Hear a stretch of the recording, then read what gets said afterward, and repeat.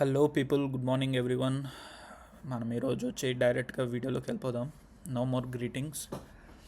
So నేను మీ అందరికీ pandas గురించి లాస్ట్ వీడియోలో ఎక్స్ప్లెయిన్ చేశాను. అయితే ఏంటి అంటే మన మెషిన్ లెర్నింగ్లోని మనం మోడల్స్ ఎప్పుడైతే పెడతామో మనకన్నీ కూడా ఇలాగా ఇంటిజర్ వాల్యూసే ఉండాలి అనేసి అని చెప్పా. ఇంటిజర్ వాల్యూస్ కానీ ఫ్లోట్ వాల్యూస్ కానీ. అయితే మనకి డేటా అన్నది మనం ఒక మోడల్లోని పెట్టినప్పుడు మనకి డేటా అనేది ఎంత ఎక్కువ ఉంటే మనకి అంత యాక్యురేట్ ప్రెడిక్షన్స్ వస్తాయి. సో ఇప్పుడు నేను ఇది మనకి కాలం ఏదైతే ఉందో ఇది ఇంటిజర్ వాల్యూలో లేదు కదా. మరి ఇంటిజర్ వాల్యూలో లేనప్పుడు నేను ఈ కాలమ్ని తీసేయొచ్చు. నేను బేసికలీ ఏంటంటే ఇక్కడ ఒక డేటా ఫ్రేమ్ని క్రియేట్ చేస్తున్నాను డిక్షనరీ ద్వారాన. డిక్షనరీకి ఒక కీ ఉంటుంది, ఒక వాల్యూ ఉంటుంది. వాల్యూ మనం లిస్ట్గా అన్నా ఇవ్వచ్చు, లేదు అనేసి అంటే సింగిల్ పాయింట్ వాల్యూ అన్నా మనం ఇవ్వచ్చు. సో ఈ మొత్తాన్ని మనం యూజ్ చేస్తే మనకు ఒక డేటా ఫ్రేమ్ క్రియేట్ అవుతుంది పాండాస్ ద్వారాన. దీన్ని read under score CSV use చేయకుండా పీడీ డాట్ డేటా ఫ్రేమ్తోనే మనం క్రియేట్ చేస్తున్నాం. సో ఈ కలర్ కాలమ్ని నేను తీసేసాను అనుకోండి, నాకు డేటా అనేది తగ్గిపోయిద్ది. మనకు అలా డేటా పోకూడదు. సో ఇలాగ ఉండే వాల్యూస్ని మనం కేటగారికల్ వాల్యూస్ అనేసి అంటాం. ఈ కాలం కలర్ కాలంని కేటగారికల్ కాలం అంటాం. అయితే ఇప్పుడు పీడీ డాట్ డమ్మీస్ అని గెట్ డమ్మీస్ అని మనకు ఒక మెథడ్ అయితే ఉంది పాండాస్లో.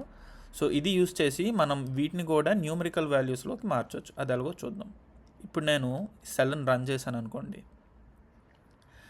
ఇక్కడ వరకు ఒరిజినల్ డేటా ఫ్రేమ్ అంటే ఇది, అంటే ఈ కోడ్ వరకు మనకి ఎలా క్రియేట్ అయింది. మీరు ఈ కోడ్లో కానీ చూస్తే కలర్ కాలంలోనే red blue green red blue అనేసి అని యాజ్ ఇట్ ఈజ్ ఉన్నాయి.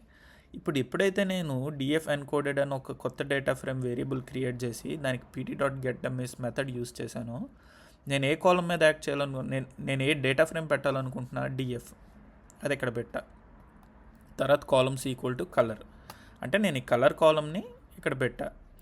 ప్రిఫిక్స్ ఈక్వల్ టు కలర్ అన్నది అవుట్పుట్లో మీరు చూస్తారు. డ్రాప్ ఫస్ట్ ఈక్వల్ టు 2 అన్నది కూడా మీకు చెప్తా. సో ఈ పారామీటర్స్ అని ఇచ్చేసి నేను ఇక్కడ ప్రింట్ చేస్తే ఇక్కడ ప్రిఫిక్స్ కలర్ అని ఉన్నది చూసారా, అది ఇలా వస్తుంది. కలర్ గ్రీన్, కలర్ రెడ్ అని వస్తుంది. అయితే ఇక్కడ మనకి ఫస్ట్ రోలోని రెడ్ కలర్ ఉంది. సో రెడ్ కలర్ దగ్గర ట్రూ ఉంటుంది, కలర్ గ్రీన్ దగ్గర ఫాల్స్ ఉంటుంది. బ్లూ కాలం దగ్గర చూడండి, బ్లూ కాలం దగ్గర ఫాల్స్ ఉంది. కానీ ఇక్కడ కలర్ బ్లూ కాలం అని రాలేదు కదా, దాని గురించి మనం తర్వాత మాట్లాడదాం. దాని తర్వాత గ్రీన్ ట్రూ వచ్చింది, ఫాల్స్ వచ్చింది. ఈ ట్రూ ఫాల్స్లు అవన్నీ నాకు చిరాగబ్బా.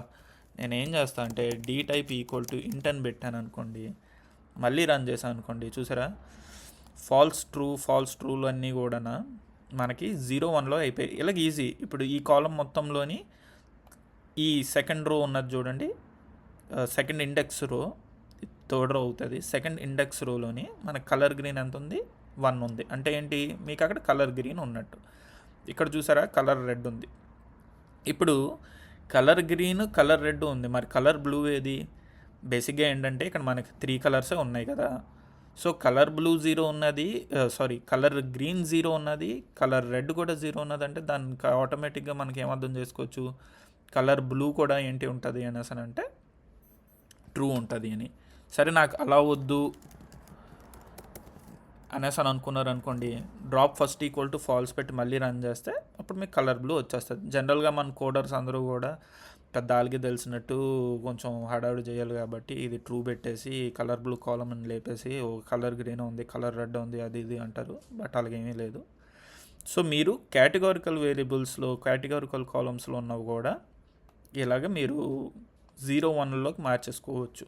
సో మోడల్ ఏమో ఈ 0-1లని కూడా కన్సిడర్ చేసి లెర్నింగ్ ప్రాసెస్లోని మనకి అవుట్పుట్ అనేది ఇస్తుంది. సో ఈ విధంగా మనం మొత్తం డేటా ఫ్రేమ్ని ఇంటిజర్ వాల్యూస్లోకి మార్చుకుంటాం. ఓకే గైస్, ఇది ఒక short video. I hope you understand. Thank you for watching.